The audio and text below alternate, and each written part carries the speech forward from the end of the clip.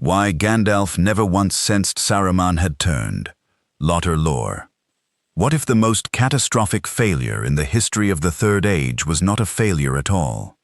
What if Gandalf, one of the 5 beings sent by the Valar themselves to guard Middle-earth against the return of darkness, walked beside his greatest enemy for 2,000 years, shared counsel with him, deferred to him, trusted him with the fate of the free peoples, and could not have done anything differently, not because he was negligent, not because he was weaker, but because the very conditions of his goodness made the truth architecturally invisible to him?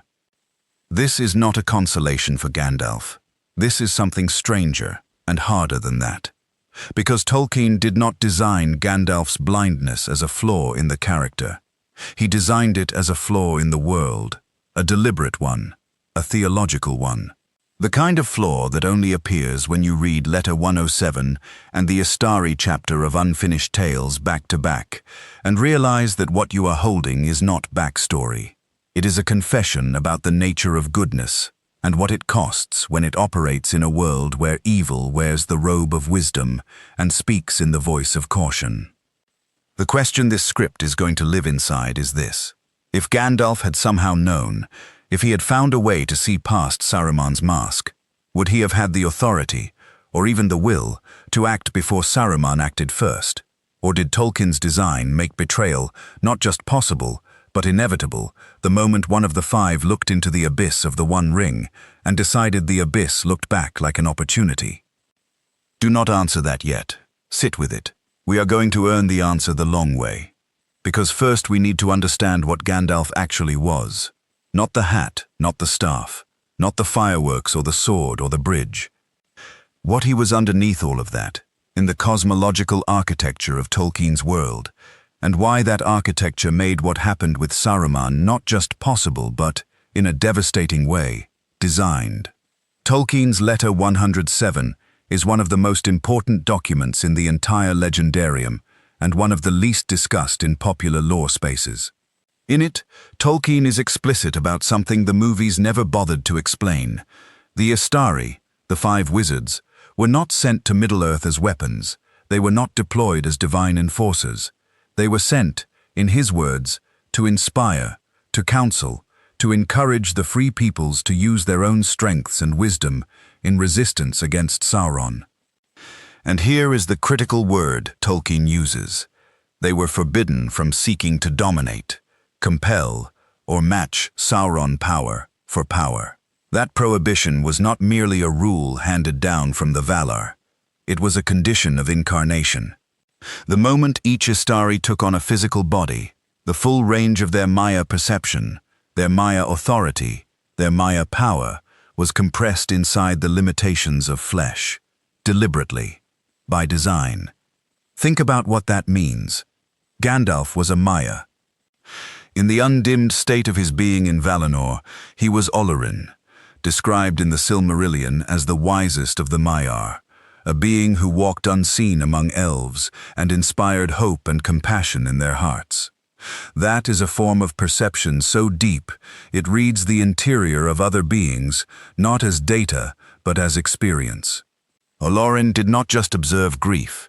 He felt it alongside those who bore it. And in feeling it, he understood it more completely than the griever understood it themselves. And then he put on a body, and that perception narrowed.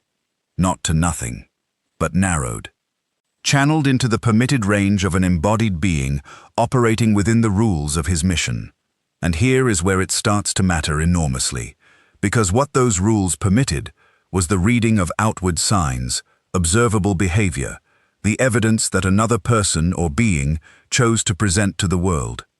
What they did not permit, what the structure of incarnation itself foreclosed, was the deep interior reading that Olorin possessed in Valinor, the ability to feel directly what another being was becoming, rather than what they were showing. Pay attention to this next part, because it is the hinge on which everything else turns. Saruman was also a Maya, also incarnate, also operating behind the veil of a body. And Saruman, whose name before his mission was Curanir, was the greatest of the Maiar in the service of Aule, the smith. Aule's domain was craft. the making of things, the shaping of materials and systems to produce desired effects. And the deepest form of craft, the one that Oles Mayar understood better than any other order of being in Tolkien's cosmology, was not the making of weapons or towers or rings of power. It was the making of appearances, the understanding of how things are constructed to be perceived in a particular way, how a surface is made to suggest a depth, how a reputation is assembled from chosen actions over chosen time. Saruman was, by his very nature before the mission began, an artificer of identities. He was built, literally, by the Valar, to understand how things are made to be what they appear to be. And here is why that matters. Gandalf arrived in Middle-earth as a counselor whose permitted perception could read outward signs. Saruman arrived as a craftsman who understood, at a cosmological level, how outward signs are constructed. Place those two beings in the same council for 2,000 years and ask yourself what happens. You do not have a detective and a criminal. You have a being whose tools of perception reach exactly as far as the surface, and a being who has spent millennia perfecting the surface. This was not a fair contest. It was not even a contest. It was a form of concealment so complete that calling it deception feels inadequate. It was architecture. Saruman did not lie to Gandalf. He built a reality in which the truth was simply outside the range of what Gandalf could access. Picture this: two figures in the great council chamber of the White Council, somewhere in the deep years of the Third Age. Lothlorien, perhaps, under the silver trees. The question on the table is Dol Guldur, the necromancer in the south. Is it Sauron? Is it a lesser shadow? Should the council move against it? Gandalf argues yes. He has felt the weight of it, the wrongness, the specific texture of that darkness. He presses. He urges. He makes his case with the urgency of someone who has walked among mortal folk and felt in his bones what is coming. Saruman listens. Saruman weighs. And then Saruman speaks, and his voice is calm and measured, and full of a kind of patient wisdom that makes urgency feel like panic by comparison. He says it is premature. He says the evidence is insufficient. He says they must not act in haste, that the history of Middle-earth is littered with the wreckage of councils that move too quickly on incomplete information. He says all the right things, in exactly the right order, with exactly the right tone. And Gandalf, watching him, reading the outward signs, sees caution, sees strategy, sees perhaps a touch of arrogance, the arrogance of the leader who knows more than he shares. But what he cannot see is the calculation underneath. What he cannot see is that Saruman is stalling. That Saruman has already made a private decision, that the necromancer must not be driven out yet, because Saruman has not located the One Ring, and if Sauron is expelled before Saruman can claim the ring, the opportunity closes forever. Gandalf reads the surface. The surface is flawless. The surface has been under construction for centuries. He sees caution. He disagrees with it. He pushes back. He is overruled, and he does not know.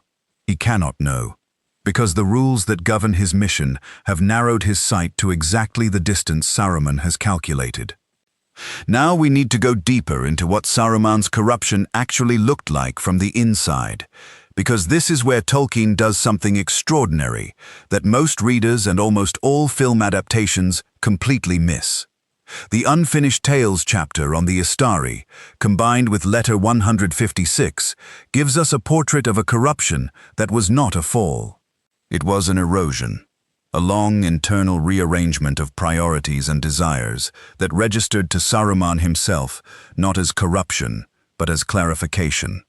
Tolkien writes in Letter 156 that the rings of power had a corrupting effect on the very desires and reasoning of those who studied them too deeply. And Saruman, we know from multiple sources, studied them more deeply than any other being in Middle-earth outside of Sauron himself. He spent centuries in Eregion and the East.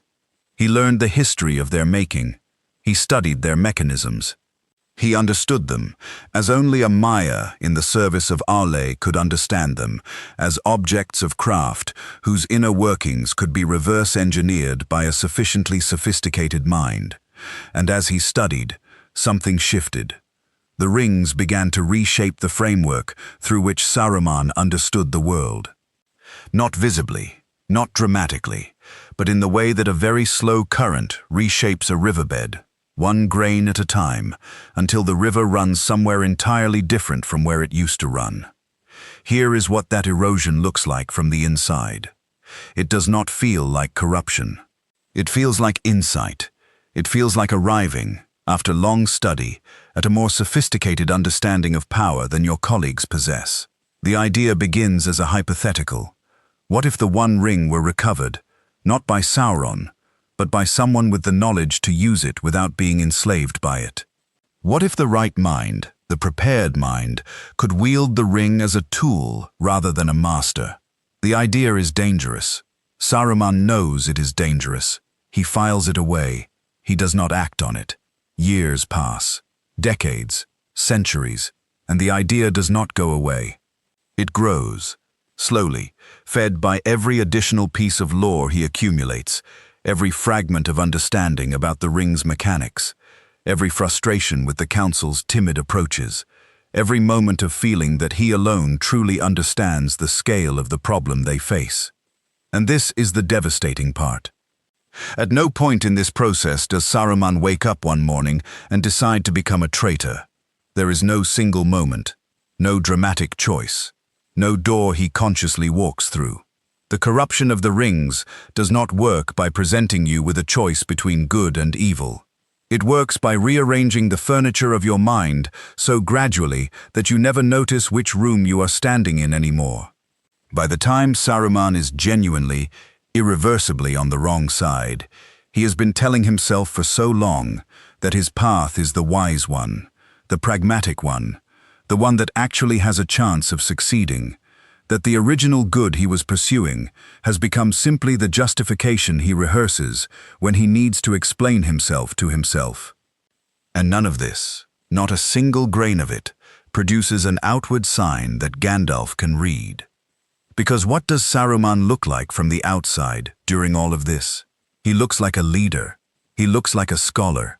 He looks like a being of enormous capability who takes his responsibilities seriously and refuses to be stampeded into action by colleagues whose emotional responses outpace their strategic thinking. He looks, to use the most precise word available, exactly like Saruman the White was supposed to look.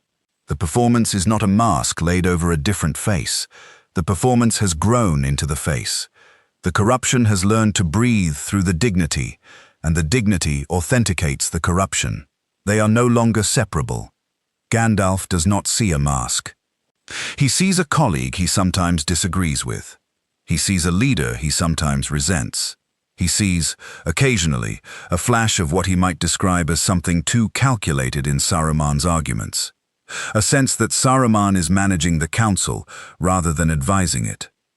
But what he does not see, what he is structurally unable to see, is the full shape of what is underneath. And this is not because Gandalf is failing. This is because Gandalf is succeeding, perfectly, at the mission he was sent to perform. He is operating within the rules of his incarnation. He is using the tools he was given. He is reading the world as an embodied counselor, not as an unveiled Maya, because being an unveiled Maya is precisely what he was forbidden to be. Here is where it gets strange and important. Tolkien writes in the Unfinished Tales Istari chapter that the wizards were chosen in part because they could be deceived. Read that sentence again. This is not an accident of translation or an offhand remark. Tolkien is stating it as a principle of the design. The vulnerability of the Istari to deception, to temptation, to corruption, to blind spots, was not a bug in the Valar's plan. It was a feature. The Valar wanted beings in Middle-earth who would inspire the free peoples to act for themselves, who would not solve the problem by sheer divine force, who would be limited enough that men and elves and dwarves would have to find their own courage and make their own choices. A Maya operating at full, unrestricted power would not inspire anything. It would simply win, or lose, as a god in battle, and either outcome would render the free peoples spectators at their own salvation or their own destruction. The Astari's limits were the gift. The limits were the entire point. Beings who could be deceived would counsel rather than command. Beings who could be corrupted would understand the real weight of the choices they were urging others to make. Beings who could fail would be genuinely invested in the outcome rather than merely executing a plan. But here is what that design cost. And this is the theological statement that Tolkien was making, quietly, underneath all the plot. If the Astari's vulnerability is the gift, then the betrayal of one Istar by another is not a plot hole.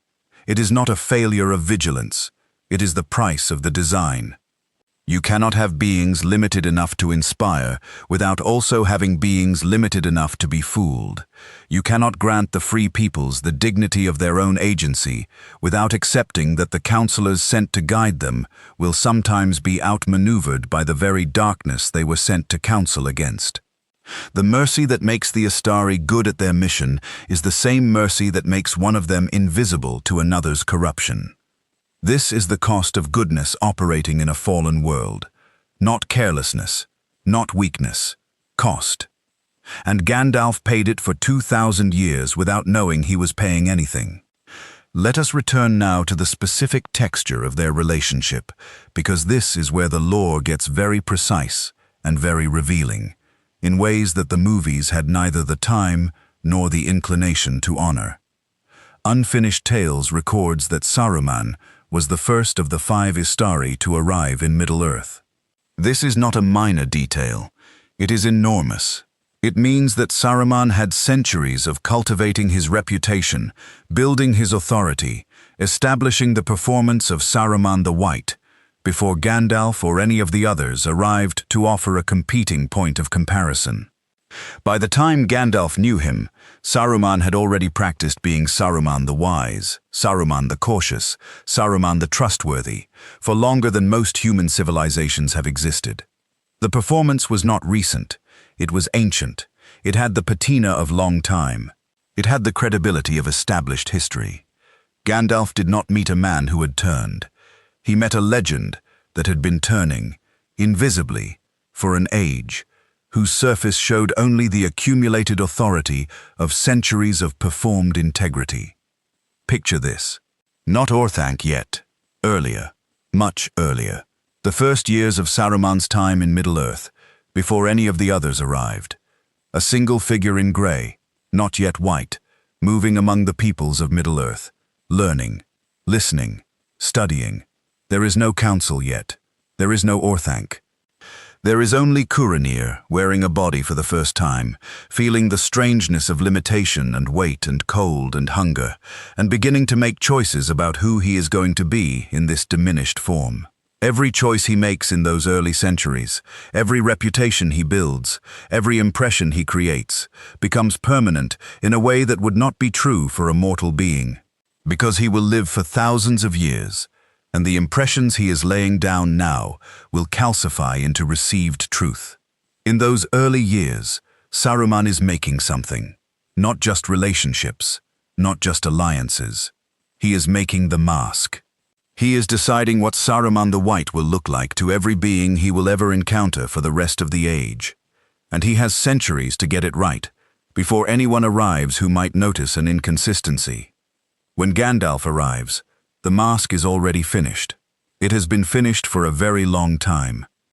Now hold that alongside what Tolkien says in The Shadow of the Past, when Gandalf gives Frodo his account of how he came to distrust Saruman. The words Tolkien gives Gandalf are careful. He says that for long years, Saruman studied the lore of the rings more deeply than any other member of the council. He says this study was presented, publicly, as vigilance, as preparation, as the serious scholarly work of someone who understood that you must know your enemy's weapons before you can defend against them. And Gandalf admits that for a long time he accepted this framing, not blindly, not naively. He accepted it because it was plausible, because it was consistent with the Saruman he had known for centuries. Because, if you look at the behavior from the outside, a being who is corrupted by the rings and a being who is devoting himself to understanding the rings in order to fight Sauron look almost exactly the same. Almost, not quite. And here is where Gandalf's developing unease, reported in The Shadow of the Past and expanded in Unfinished Tales, becomes the most psychologically precise thing Tolkien wrote about this relationship. Gandalf did not trust Saruman completely. Not for the full arc of their time together. What Tolkien gives us, carefully distributed across multiple sources, is a portrait of a collegial relationship in which trust has been slowly, almost imperceptibly qualified. Gandalf deferred to Saruman's authority. He respected Saruman's knowledge. He worked within the Council's framework, even when he disagreed with Saruman's conclusions. But there is also, in the record of the White Council's deliberations, a pattern of Gandalf pressing for action and Saruman overruling him, not once, not twice, but repeatedly, over centuries. And Tolkien makes clear that Gandalf registered this pattern. He felt something, not suspicion exactly, not accusation, but a kind of friction that he could not fully name with the tools he was given. Because what do you do with friction you cannot name? In the absence of a specific articulable accusation, you attribute it to personality. You call it arrogance, or caution, or political strategy. You chalk it up to the particular style of a leader who keeps his own counsel and does not always share his full reasoning. And you continue working alongside him, because the alternative, accusing the head of the White Council of secret allegiance to Sauron based on nothing more than a feeling and a pattern of disagreement, is not an accusation you can make without something more solid. It is not an accusation a being of Gandalf's nature would make, because making it without evidence would itself be a kind of corruption. It would be using suspicion as a weapon. It would be allowing a feeling, unconfirmed, to destroy the operation of the only body of resistance Middle-earth had against Sauron's return. And that is the trap. That is the specific shape of the trap Saruman built. The rules that prevent Gandalf from making baseless accusations are the same rules that prevent him from acting on his unconfirmed suspicion. The ethical framework that makes Gandalf trustworthy, that makes him the kind of counselor the free peoples can rely on, also makes him exactly the kind of being who will not move against a colleague without proof. And Saruman, who knows this framework from the inside, who operates within the same ethical architecture and therefore understands its precise dimensions, has made himself invisible within the boundaries of what that framework considers actionable. He has done nothing that rises to the level of evidence. He has only done things that, interpreted in the most charitable way available, look like leadership. And in the absence of proof, charitable interpretation is what the rules of Gandalf's mission require. Now we need to talk about Dol Guldur, because this is where the White Council's deliberations move from uncomfortable to devastating.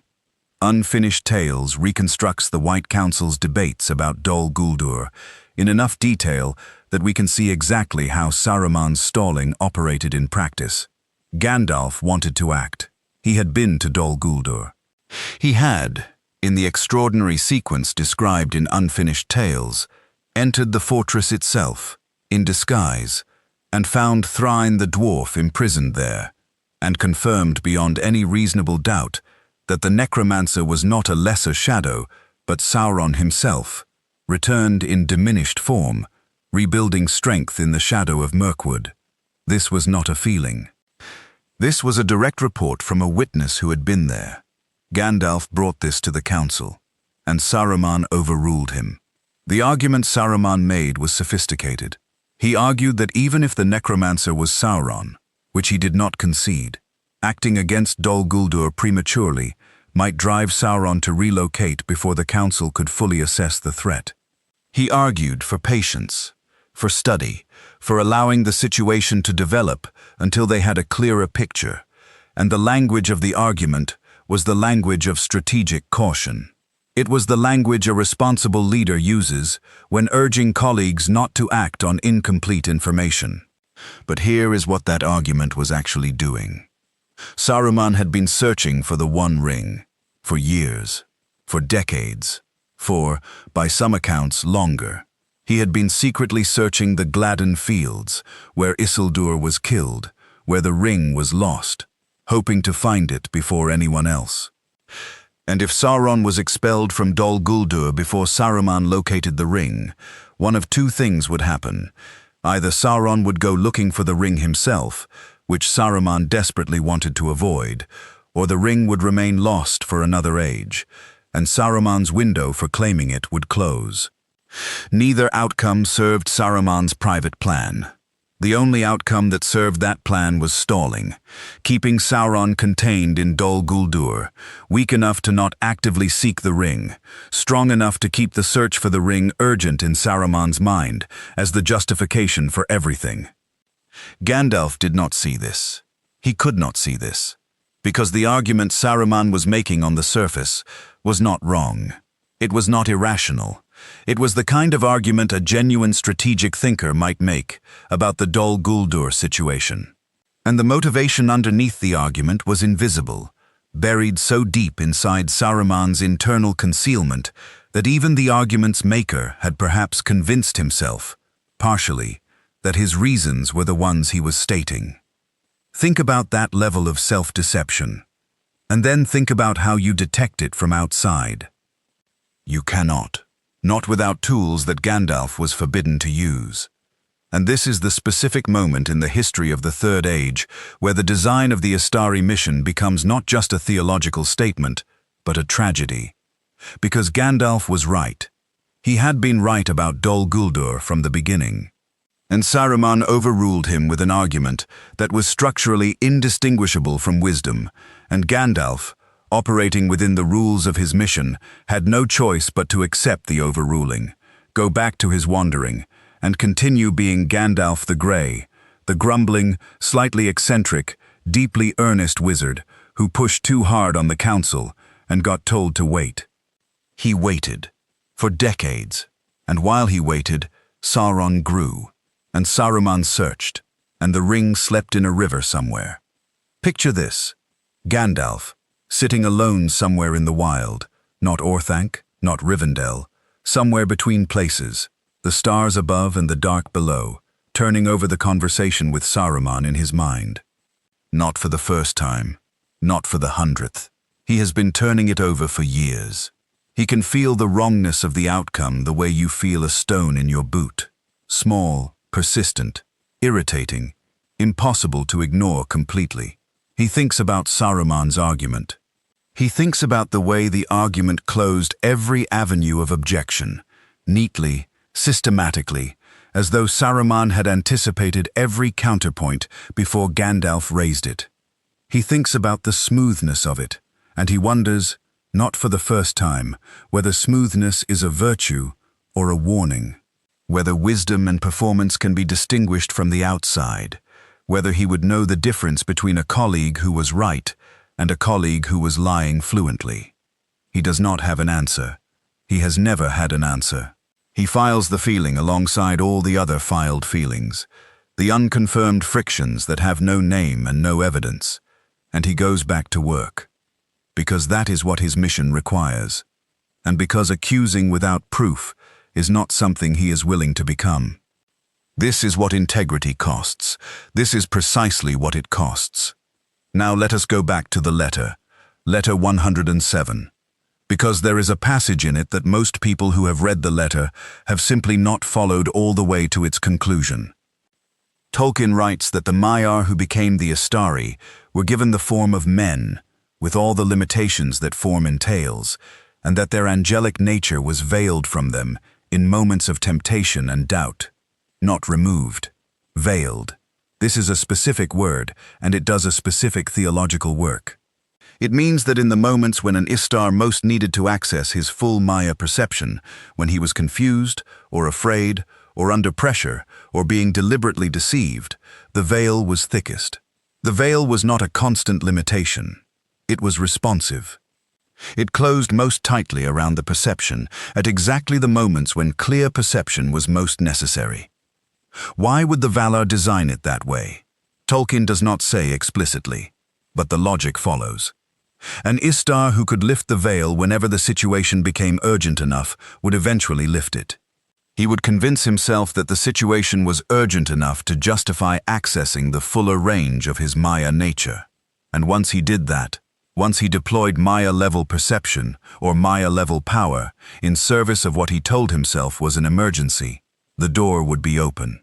And eventually he would be doing exactly what he was forbidden to do, operating as an unveiled Maya, dominating through power rather than inspiring through wisdom.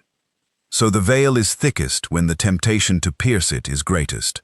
The limitation tightens in proportion to the urgency that might justify relaxing it. This means that the moments in which Gandalf most intensely needed to see through Saruman's concealment were the moments in which his perception was most narrowed. The council debates, in which Gandalf pressed against his own nagging doubt and Saruman outmaneuvered him, were exactly the moments in which the veil was most closed. The Dol Guldur argument, in which Gandalf's conviction was strongest and his frustration was highest, was exactly the moment in which the temptation to access something deeper would have been highest, and therefore exactly the moment in which the veil tightened most around him. This is not coincidence. This is design. And now we need to ask a harder question, the question of whether Gandalf ever came close. Because there is a passage in the Fellowship of the Ring that is easy to miss, easy to read as color commentary rather than lore architecture, but which, when you follow it all the way down, suggests something extraordinary. When Gandalf tells Frodo about Saruman in the shadow of the past, he does not say he had no doubts. He says he eventually came to distrust Saruman. He uses that word, eventually. It implies a process, a gradual accumulation. And if you read across the record of the White Council's deliberations in Unfinished Tales, you can trace the rough outline of that process. There is a point, probably sometime in the late Third Age, when Gandalf's unconfirmed feeling about Saruman begins to harden into something more specific. Not evidence, not accusation, but a working hypothesis he is carrying privately, a lens he is beginning to place over his observations of Saruman's behavior. He is not ready to act on it.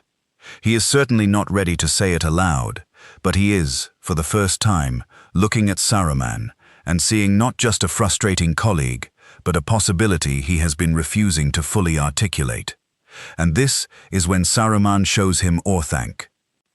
The invitation to Orthanc, described in Unfinished Tales, is one of the most carefully calibrated moves in the entire record of the War of the Ring, and almost nobody talks about it in terms of what it reveals about Saruman's awareness of Gandalf's growing suspicion. Because think about the timing. Saruman does not invite Gandalf to Orthanc when Gandalf is deferential and compliant. He invites him at the precise moment when Gandalf has begun to privately entertain doubts. And the invitation itself is a performance. The grandeur of the tower, the library, the deep study of ring lore on display, the air of a scholar so absorbed in vigilant research that he has made this tower his temple of opposition to Sauron. It is everything that a being who is genuinely devoted to fighting Sauron would look like. It is also everything that a being who wants to redirect a colleague's growing suspicion would choose to show. Did Saruman know Gandalf was developing doubts? He did not need to read Gandalf's mind to know. He needed only to read the pattern of Gandalf's behavior at the council. A colleague who pushes with increasing intensity for actions that would remove Sauron from a location where Saruman needs him to remain is a colleague who is, even without knowing it, pushing against Saruman's private agenda. Saruman is a craftsman of appearances. He reads the surface the way Gandalf reads it. And the surface of Gandalf's increasing urgency would have told a sophisticated reader that something was shifting in Gandalf's relationship to the council's leadership. The invitation to Orthanc is not hospitality. It is a preemptive strike, a reset, a re-performance of the original impression. And it works, because of course it works. The mask is 2,000 years old and has never had an inconsistency on its surface. The mask has the appearance of wisdom, and wisdom is what Gandalf, by the rules of his mission, is required to honor when he encounters it, even when he cannot fully verify what lies beneath it. This is where we need to return to the central question, but harder this time, with more weight behind it. Gandalf spent 2,000 years developing, very slowly, a feeling about Saruman that was never specific enough to constitute an accusation, never confirmed enough to justify action, never clear enough to name. He had a friction.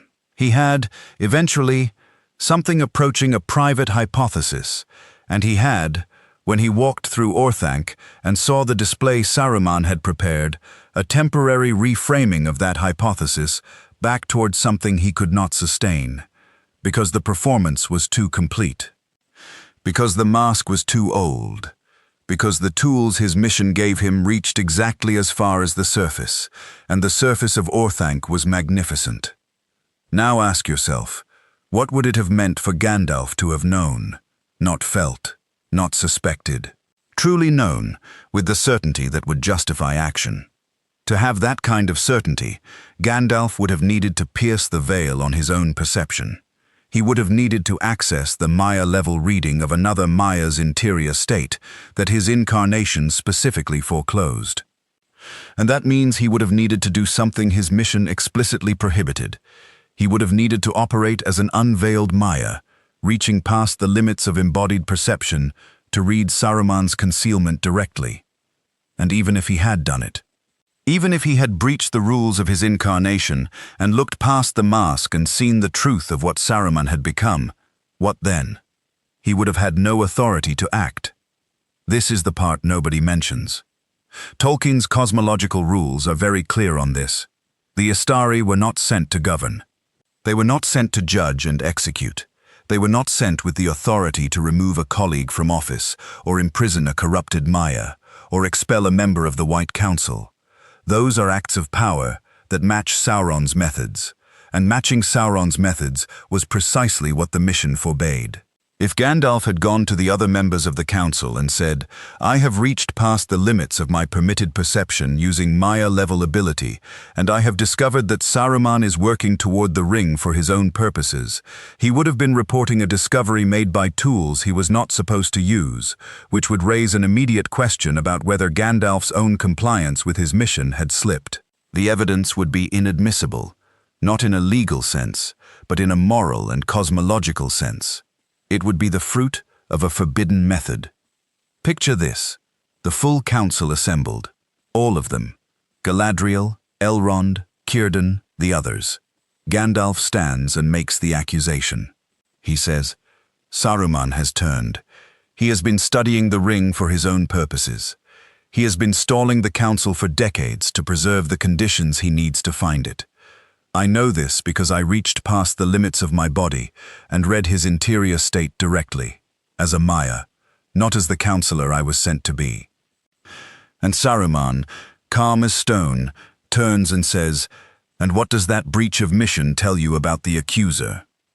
The room shifts, because Saruman is right. In the cosmological logic of Tolkien's world, an Istari who has used forbidden methods to investigate a colleague has undermined the moral authority of the investigation. And Saruman, who has done nothing that produces a surface inconsistency, who has been performing wisdom flawlessly for 2,000 years, would be believed over a colleague who has just admitted to breaching the rules of his own incarnation. The trap is complete. See by the rules. You cannot see enough to know. Break the rules to see. You lose the authority to act on what you see. The betrayal is not just protected by Saruman's performance. It is protected by the architecture of the mission itself. Now we need to go deeper into the rings, because the corruption of Saruman through ring study is not just a backdrop. It is the mechanism. And understanding the mechanism changes how we read almost every scene Saruman appears in, across the entire text. Tolkien's letter 156 contains a passage that is essential here. He writes about the rings of power as objects that did not merely grant power, but reshaped the desires of those who used or studied them in proportion to their greatness of spirit. The greater the being, the more profound the reshaping. A man corrupted by a ring became a Nazgul. A Maya, corrupted by obsessive study of the rings, had his entire cosmological orientation rearranged. His desires were not merely enlarged, they were redirected. The goal did not change. He still wanted to oppose Sauron, or told himself he did. But the method shifted, from inspiration and counsel to acquisition and control, because the ring's influence moved the furniture of the mind so that the path of power felt not just pragmatic, but righteous, necessary. The only serious option for someone who truly understood the scale of the threat. This is the insidious perfection of how the ring study corrupts Saruman. It does not make him want bad things. It makes him reframe good things as achievable only through bad methods. His goal, at least in the story he tells himself, remains the defeat of Sauron. But the ring's influence has slowly, over centuries, made him believe that defeat of Sauron requires mastery of the ring, which requires obtaining the ring, which requires conditions that include deceiving his colleagues, manipulating the council, stalling the expulsion of Sauron from convenient locations, and ultimately, if necessary, replacing Sauron with himself. Each step in the chain is presented to Saruman not as moral compromise, but as logical necessity. And because he is brilliant, because he is the greatest of the Maiar in the service of Aule, because his capacity for sophisticated reasoning exceeds almost every other being alive, he can construct arguments of extraordinary persuasiveness for why each step is necessary. Arguments that persuade not just his colleagues, but himself. A being who has been genuinely deceived by his own corrupted reasoning is far harder to detect than a being who is simply lying. Saruman is not simply lying. He is, at some level, a true believer in the story he has constructed. He genuinely believes, for much of his corruption, that his path is the right one. That makes him, to any external reader of outward signs, not a liar but a man of conviction. And conviction, sincere conviction, looks like integrity from the outside. It has the texture of integrity. It has the temperature of it. It is the most effective camouflage available in a world where Gandalf's tools can only read surfaces. And here we need to say something about Galadriel, because Galadriel comes closer than anyone else in the Legendarium to perceiving Saruman's truth, and the fact that she comes close without arriving is itself revealing. Tolkien's account in Unfinished Tales of the White Council's deliberations shows Galadriel as the member most resistant to Saruman's overrulings, most persistently aligned with Gandalf's urgency, most skeptical of the strategic caution Saruman argues for. She does not trust Saruman. She says so, carefully, in ways that stop short of accusation. She reads something in him that she cannot fully name. And this is interesting, because Galadriel bears Nenya, the Ring of Water, one of the 3 rings of the elves, made by Celebrimbor without Sauron's direct touch. And the 3 elven rings, Tolkien makes clear in multiple places, enhanced their bearer's perception and understanding in ways that the 9 and the 7 did not. Does Nenya grant Galadriel a form of perception that exceeds what Gandalf, ringless in the earlier years, can access? Tolkien does not say explicitly, but what he shows us is Galadriel consistently reading the council situation more accurately than any other member, and Saruman consistently directing his performances more carefully at her than at anyone else. The moments in which Saruman is most eloquent, most systematically persuasive, are the moments when Galadriel is pushing hardest against him. He knows she is harder to fool. He does not know exactly why, but he knows he needs to work harder to maintain the surface under her examination than he does under anyone else's. And he still fools her. Not completely, not permanently, but he fools her long enough to complete his preparations, and that is all he needs.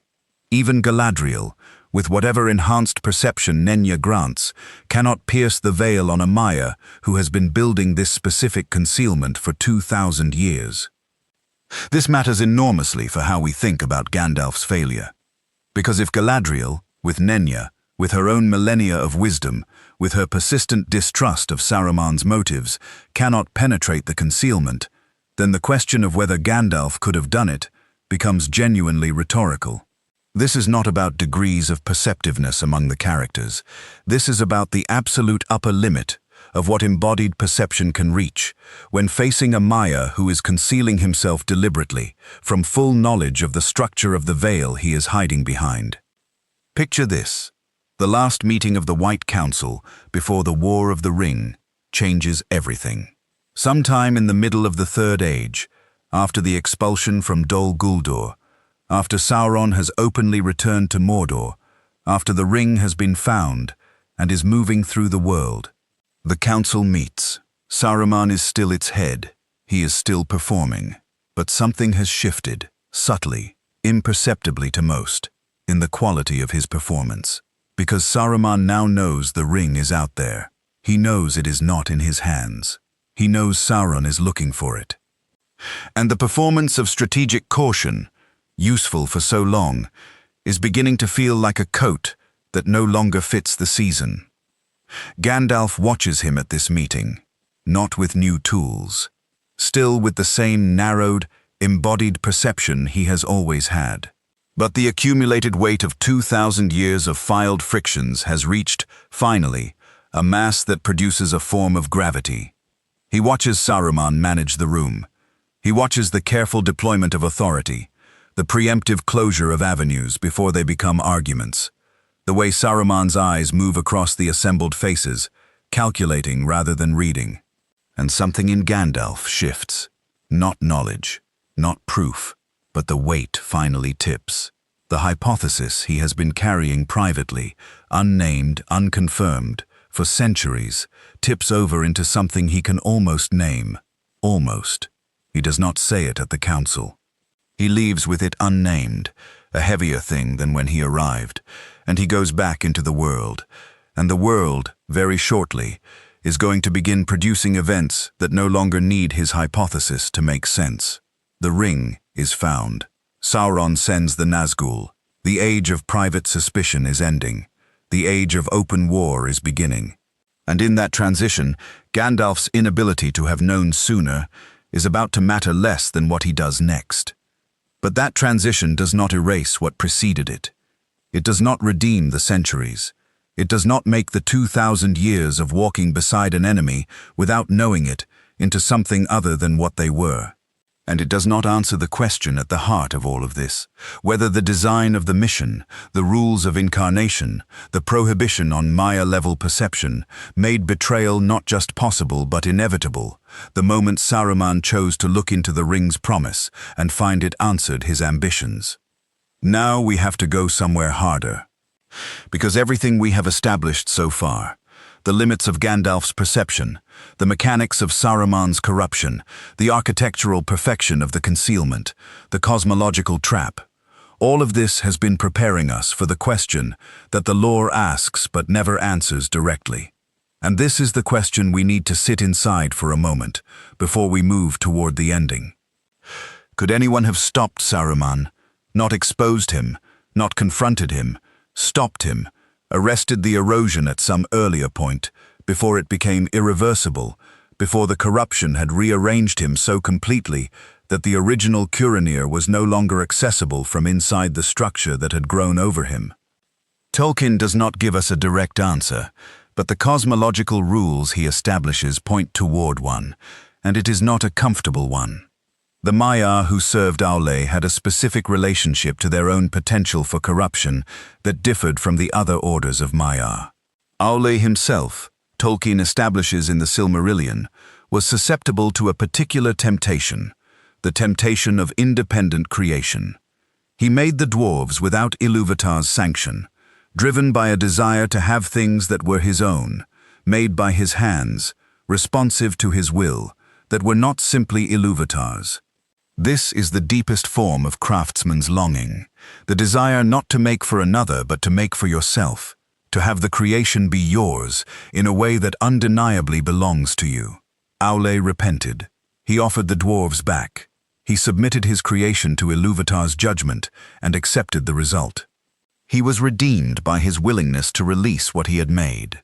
but the tendency was in him, and the Maiar of Aule shared it in proportion to their greatness. Kurunir, the greatest of the Aulean Maiar, shared it most. The desire to make something that was entirely his. To have a power that was not delegated but owned. The One Ring, studied for centuries, fed this tendency in ways that no external observer could track, because it was feeding something that was already there, already present in the deepest structure of who Kurunir was. The ring did not introduce a foreign element. It cultivated a native one. It took what was in the seed and grew it, slowly, into the thing that broke through the surface only when it was already the dominant growth. This is why the question of stopping him is so terrible, because what would stopping him have required? Identifying the tendency before it had been cultivated, recognizing in the Saruman of the early Third Age, brilliant, dignified, legitimately devoted to the study of ring lore as a tool of resistance, the seed that would eventually be fed by that study into something irreversible. Recognizing it before there was any outward evidence of it, which means recognizing it in the interior, in the tendency, before it had produced a single surface inconsistency that could justify intervention. Which brings us back to tools, back to the veil, back to the rule. The only being in Middle-earth who might have had both the perception and the authority to see the tendency early enough was Sauron himself. Sauron understood ring corruption with a precision nobody else could match, because he had designed the mechanism. And Sauron, of course, was not going to intervene to stop the corruption of Saruman. He was going to cultivate it, at a distance, from behind the mirror of Orthank's Palantir, feeding the tendency carefully, not pushing so hard that Saruman broke in an obvious way, just maintaining the current that was slowly, silently, redirecting the river. Nobody was going to stop Saruman. Not because nobody cared, not because nobody had doubts, but because the architecture of the design, the cosmological rules that governed what the Istari could perceive and what they could act on, created a situation in which the corruption of one of the five was not just possible, but self-sealing. Every tool that might have detected it was specifically excluded by the conditions of the mission. Every authority that might have acted on detection was specifically constrained by the prohibition on power for power. And Saruman, who understood the architecture from the inside, built his betrayal along its grain, exploiting the limits as deliberately as Sauron exploited the desires of those he reached for through the rings. This is the moment in the script where we need to stop and feel what that means. Not for Middle-earth. For Gandalf specifically. Gandalf walked for 2,000 years.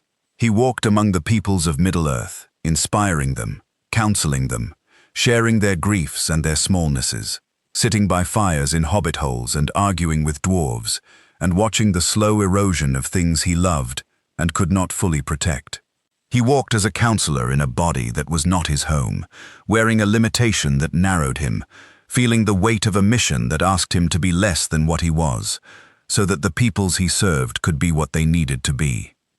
And for 2,000 years, through all of that, the head of his council, the being he reported to, the being who set the strategic direction of the only organized resistance to Sauron, was quietly becoming his enemy.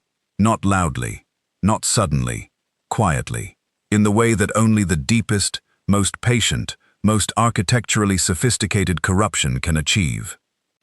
And Gandalf, by the rules of his own goodness, by the conditions of his own mercy, by the precise terms of the mission that made him valuable, could not have known. Not because he did not look hard enough, because looking harder was not something he was permitted to do, and because the one who was hiding knew the exact distance that his look could reach. Let us go now to Orthanc, to the confrontation that the movies frame as the moment of revelation, the moment when Gandalf finally learns the truth, walking into the tower in friendship and being imprisoned on the roof. Because what the movies do not have time to tell you is that by the time Gandalf arrives at Orthanc in the late Third Age, the moment when the full truth of Saruman becomes undeniable, Gandalf has already been carrying his half-formed hypothesis for a very long time. The confrontation at Orthanc is not the beginning of his knowledge. It is the end of his uncertainty. Tolkien describes the conversation in Orthanc, reconstructed partly in the Council of Elrond and elsewhere, as a moment in which Saruman finally shows his hand, not because he was caught, but because he has chosen to show it. He makes Gandalf an offer. He proposes that they serve the Lord of the Rings together, that they abandon the old allegiances and accept the power that is rising, that they position themselves to be essential to whoever wins rather than destroyed by the losing side. He does not frame this as evil, he frames it as pragmatism, as the sophisticated recognition that the age of resisting Sauron through inspiration and counsel has ended, and the age of power has arrived. And this offer tells us something important about Saruman's read of Gandalf. Because Saruman is not stupid. He does not offer this to Gandalf without believing there is a chance it will succeed. Which means he has spent 2,000 years watching Gandalf and has concluded that there is something in Gandalf that might be reachable this way. Not the whole of Gandalf, but something. The part of Gandalf that has watched the free peoples fail to take his counsel seriously, that has pushed against the council and been overruled, that has walked through Middle-earth and seen things he cared about diminished and could not prevent it. That part, Saruman thinks, might hear an offer of genuine effective power and consider it, might feel for just a moment the weight of 2,000 years of limitation and find it exhausting enough to entertain the alternative. Saruman is reading the same surface he has always read. He is wrong about what is beneath it. Gandalf refuses, immediately, completely, without the hesitation Saruman was counting on. But the fact that Saruman expected the offer to have a chance tells us how carefully he had been reading the surface for 2,000 years, and how much of Gandalf's interior he never actually saw. Because what he could not see was the thing that makes Gandalf what he is, the quality that made Ilúvatar choose Olorin for this mission in the first place, the willingness to absorb limitation without becoming bitter, the capacity to walk alongside the grief and the smallness of mortal life, and find it not exhausting but meaningful. The love that does not require power to sustain itself. Saruman read the surface and saw a being who had been diminished for 2,000 years and might want out of the diminishment. What he missed was that Gandalf had not experienced the diminishment as diminishment.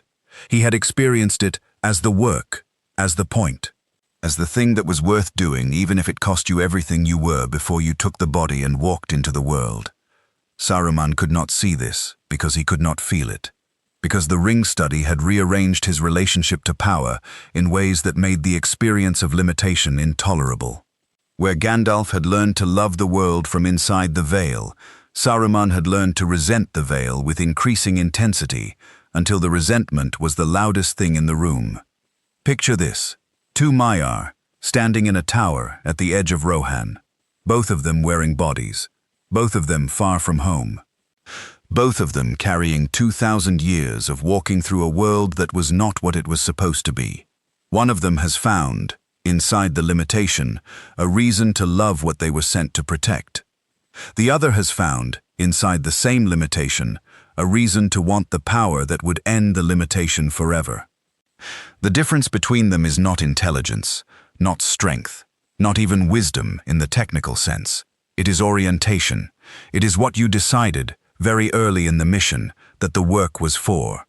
Saruman decided the work was for victory, for the defeat of Sauron, for the restoration of order through power effectively applied. And when the ring's influence began to reframe what victory looked like and what power was required to achieve it, there was nothing in his orientation to stop the reframe, because the goal was always victory, and the ring showed him a path to victory, and the path was wrong, but the goal felt unchanged. Gandalf decided, or felt, or grew into, something different. He decided, in the way that Olorin had always decided in Valinor, that the work was not for victory. It was for the people, for the specific, mortal, breakable, grieving people of Middle-earth, who needed not a conqueror, but a companion. And that orientation, that specific quality of love for the small and the limited, was exactly what the ring could not reframe. Because the ring offers power, And Gandalf was not fundamentally in the business of wanting power. He was in the business of wanting the people to be all right. This is why Gandalf could pass the test of the ring when Frodo offers it to him in the Shire. Not because he is stronger than Saruman, because his desire is oriented differently. The ring cannot feed what is not there to be fed. And this is also, finally, why Gandalf could not have seen Saruman's corruption from inside. Because the thing that was being fed in Saruman was the specific desire that Gandalf did not possess. Gandalf could not read the hunger for the ring in Saruman's behavior because he could not imagine what that hunger felt like from inside. It was outside his own experience, not outside his knowledge. He knew, abstractly, that a being could want the ring for their own purposes, but he could not viscerally recognize the texture of that desire as it manifested in a colleague's behavior, because he did not have a reference point in himself to compare it to. This is the last layer of the trap. Saruman's corruption was invisible to Gandalf, not just because the tools were narrowed and the mask was perfect, but because the specific form of desire that was being corrupted in Saruman did not exist in Gandalf to provide a compass. The thing you do not want, you cannot smell on someone else. Not in the embodied, veiled, limited perception of an incarnate Maya who is doing exactly what he is supposed to do. We are coming now to the philosophical landing. To what all of this means, pulled back from the specific lore, held up in the wider light of what Tolkien was building across the whole of the legendarium. Tolkien was a Catholic. This is not an aside. His theology is embedded in the architecture of his world in ways that are not decorative but structural. And one of the central theological ideas in Catholic thought that resonates throughout the legendarium is the idea that the conditions of goodness are also the conditions of vulnerability. That a being who operates with genuine openness, genuine trust, genuine mercy, a being who does not spy and does not preemptively attack and does not assume the worst of those around them, is precisely the being most likely to be blindsided by evil. Not because goodness is naive, but because goodness, by its nature, extends the benefit of the doubt that corruption requires to thrive. This is not a flaw in goodness. This is what goodness costs. Gandalf's blindness to Saruman was not a failure. It was evidence of his integrity. A being who had been more suspicious, more probing, more willing to reach past the limits of his mission to investigate colleagues, would have been less trustworthy as a counselor, less reliable as a guardian, less genuinely good as a presence in Middle-earth. The specific qualities that made him beloved by hobbits and trusted by men and respected by elves were the same qualities that made him readable only to the surface of things, because depth reading requires a kind of aggression that goodness does not sustain at its core. Saruman knew this. He understood it, not necessarily as a deliberate calculation in the beginning, but as an intuition refined by centuries of observation. He knew that Gandalf would not look deeper than was permitted. He knew that Gandalf would interpret friction as personality, rather than as conspiracy. He knew that Gandalf would return, again and again, to the most charitable available interpretation of Saruman's behavior, not because Gandalf was foolish, but because charitable interpretation is the default posture of a being who loves the world and wants to think well of it. And Saruman, who had stopped loving the world somewhere in the centuries of ring study, who had replaced love with strategy and warmth with calculation, built his betrayal against the grain of the very love that kept him safe from detection. This is the devastating thing. This is the thing that, once you see it, you cannot unsee. Saruman's mask was made of Gandalf's love, not Gandalf's weakness, not Gandalf's failure, his love. The love that would not accuse without proof, the love that extended benefit of the doubt for 2,000 years. The love that kept looking for the best interpretation, the most generous reading, the possibility that the friction was just friction and not the sign of something irreversible happening in the dark. That love was what Saruman hid behind. That love was what made the concealment possible and sustained it for an age.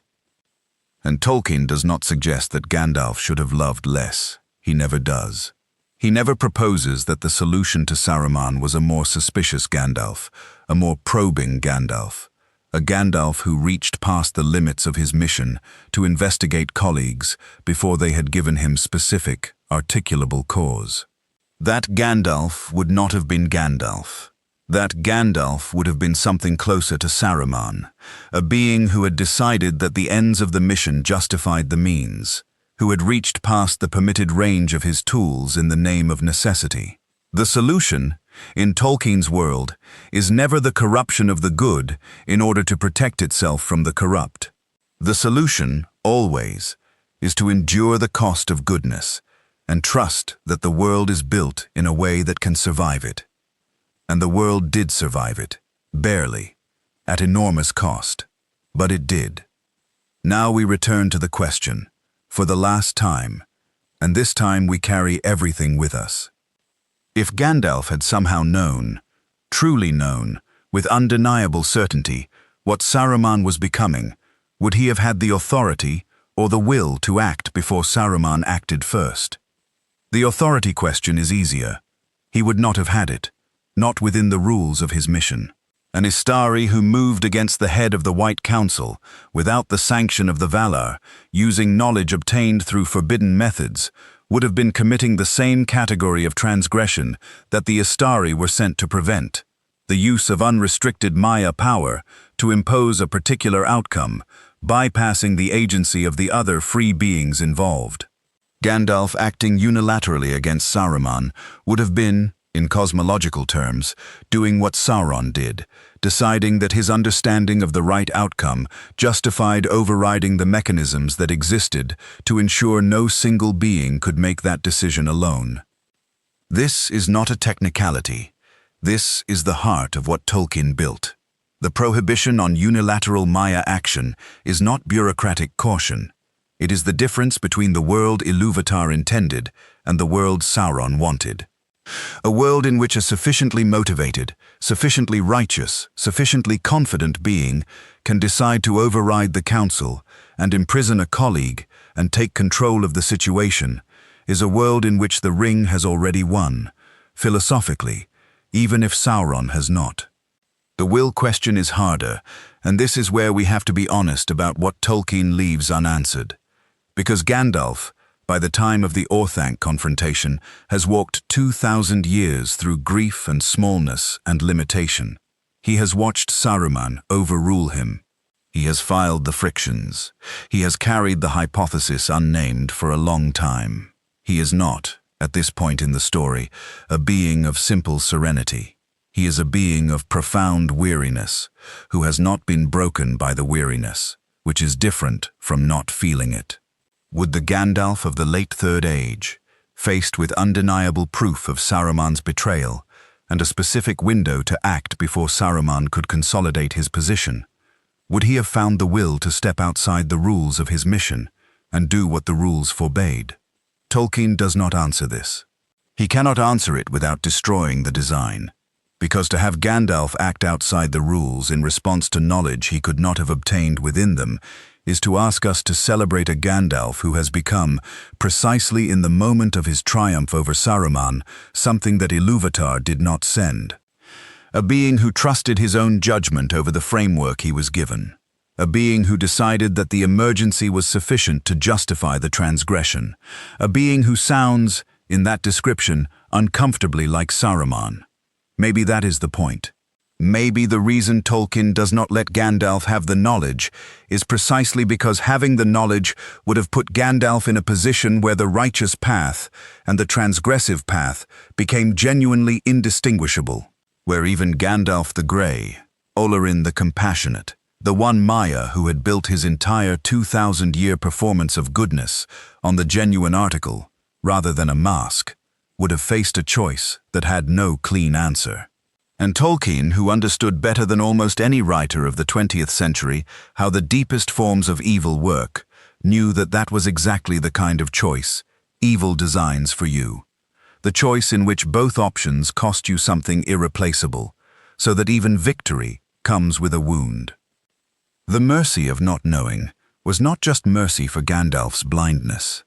It was mercy for his integrity. It was the design protecting the last clean thing in the council from having to make a choice that would have stained it, even in winning. This is the cost that Tolkien was writing about across the whole of the Legendarium, not the cost of evil, the cost of goodness, the cost of staying inside the rules when the rules are what your enemy is hiding behind. The cost of extending love and trust and benefit of the doubt in a world that contains beings who have built their betrayals precisely against those qualities, because those are the only hiding places large enough to conceal a corruption 2,000 years old. Gandalf did not fail Saruman. He did not fail Middle-earth. He did not fail his mission. He succeeded, perfectly, at the mission he was sent to perform, at the cost of walking blind beside an enemy for 2,000 years. And he did not know it was costing him that, because he could not know, and he was not supposed to know, and the design that made him incapable of knowing was the same design that made him capable of everything else he did. And the tragedy, the real theological weight of it, is that this is not a story about divine incompetence. It is not a story about a mission that was poorly designed, or a Vala who did not think it through.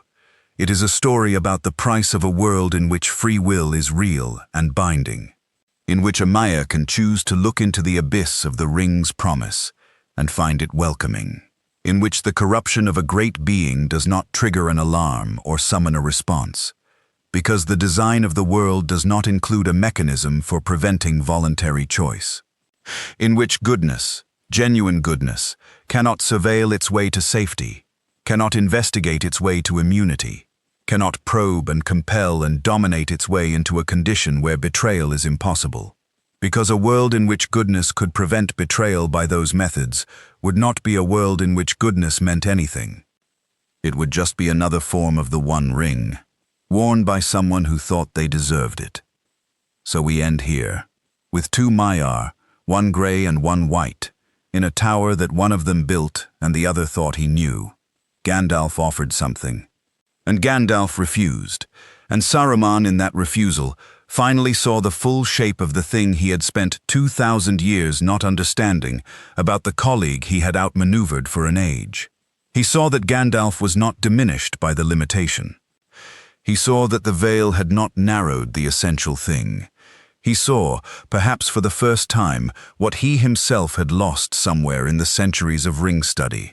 Not the power, not the dignity, not the authority, the orientation, the fundamental decision, made early and renewed daily by every small choice, to love the world rather than to master it. He saw it too late, and from the wrong side, and so he imprisoned it on the roof of Orthanc, and hoped that keeping it there would be enough. It was not enough. The question we started with has changed shape by now. It is not quite the question about authority and will anymore, though those things are in it. It is something older and more fundamental. It is this. In a world built the way Tolkien's world was built, in which the conditions of goodness are also the conditions of vulnerability, in which the design that makes a being capable of genuine love also makes that being incapable of the kind of surveillance that prevents betrayal. Was there ever a version of this mission that did not carry inside it the seed of what happened? Was there ever a configuration of the 5 Istari, sent with those specific rules, operating in that specific world, in which the corruption of one could not have been made invisible to the others? Or is the tragedy of Gandalf and Saruman not an accident of the Third Age but a theorem, something that follows necessarily from the axioms of how the world was made? Tolkien, I think, intended the second answer. He intended the tragedy to be load-bearing. He intended it to demonstrate that a world in which free will is real cannot be a world in which betrayal is always detected and always prevented. That the same divine design which makes love meaningful also makes blindness possible. That you cannot have the Gandalf who walks beside hobbits and grieves with men and refuses the ring with weary joy, without also having the Gandalf who walked for 2,000 years beside Saruman and could not see what was happening in the dark. These are not two different Gandalfs, they are one, and both of them are the point. There is something in this that goes beyond Middle-earth. You have met it, probably. The trust you extended that was used against you. The charitable interpretation that turned out to be wrong. The 2,000 years, in whatever scale your life runs at, of choosing to believe the best of someone because the alternative was to become something you did not want to be. The moment you found out, and looked back, and realized that the thing that made you blind was not a weakness. It was the thing you were most proud of, the thing you would not trade even now, knowing what it cost. Tolkien understood that experience. He wrote it into the oldest Maya in the Third Age, and gave it 2,000 years to breathe.